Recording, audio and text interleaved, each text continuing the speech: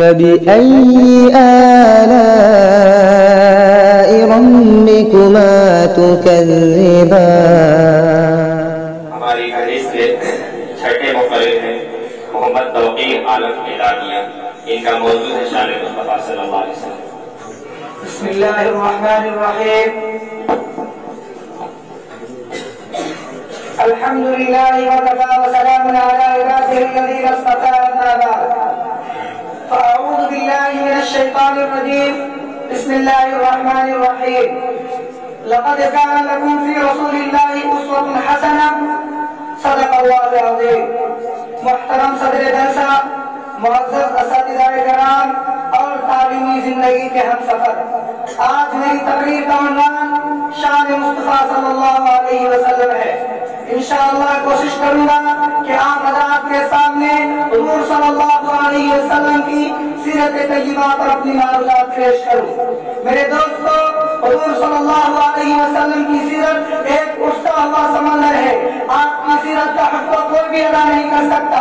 کسی انسان میں یہ قوت نہیں کہ وہ کہے میں نے حضور صلی اللہ علیہ وسلم کی سیرت کا حق ادا کر دیا۔ ایک آدمی نے علامہ بشیری سے کہا اگر آپ سیرت بیان کرنے کا حق ادا نہیں کر سکتے تو سیرت بیان کرنے کی کیا ضرورت ہے؟ علامہ بشیری نے کہا ہماری مثال مصر کی اس گڑیا کی ہے جو یوسف کو خریدنے کے لیے روئی کی ایک گڈی لے کر آئی تھی، تو کسی نے کہا تھا اماں تیری اس گڈی سے بھی یوسف خریدا جائے گا؟ تو کہنے لگی بات یوسف کو خریدنے کی نہیں، اصل میں بات تو یہ ہے کہ اگر قیامت کے دن خدا تعالیٰ پوچھے گا کہ یوسف کا خریدار کون کون تھا اور میرا بھی نام آ جائے گا۔ اسی لیے تو قرآن نے کہا وَرَفَعْنَا لَكَ ذِكْرَكَ کہ ہم نے آپ کے ذکر کو بلند کر دیا۔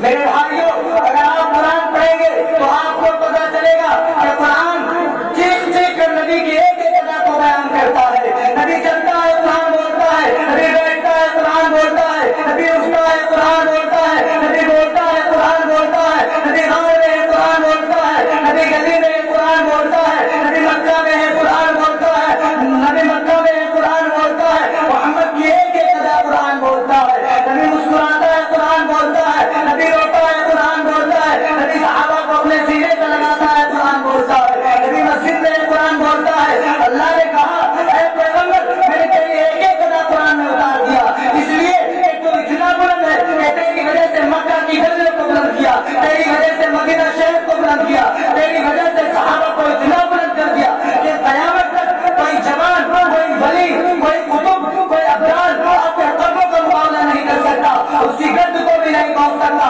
اس لیے کہ جو تیرا صحابی بنا وہ بھی کائنات میں بلند ہوگا۔ ہمارا نبی تمام نبیوں کا نبی، اللہ تعالیٰ نے اور انبیاء بھی دنیا میں بھیجے، کوئی نبی بستی کے لیے، کوئی شہر کے لیے، کوئی قوم کے لیے، کوئی علاقے کے لیے، کوئی ایک ملک کے لیے، کوئی موقع کے لیے، لیکن ہمارے پیغمبر صلی اللہ علیہ وسلم کو دیکھو، ہمارا نبی آسمانوں کا نبی، زمینوں کا نبی، شمس و قمر کا نبی، صدر و حجر کا نبی، ساری کائنات کا نبی، تحت الثری کا نبی، عرش معلیٰ کا نبی، ہمارا نبی تمام نبیوں کا نبی۔ اس لیے تو قرآن نے کہا یا ایھا الناس انی رسول اللہ الیکم جمیعا وما ارسلناک الا کافۃ للناس بشیرا ونذیرا۔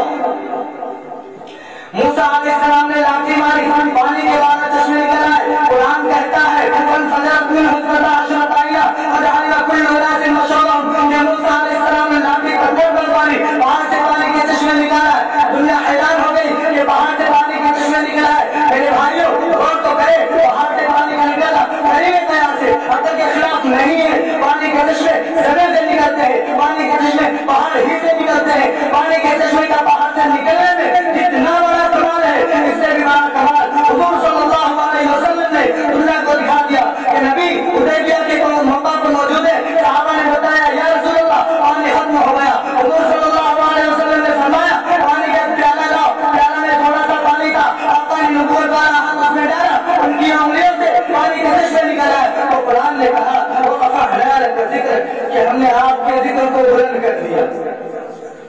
یہ ہے نبی کی شان۔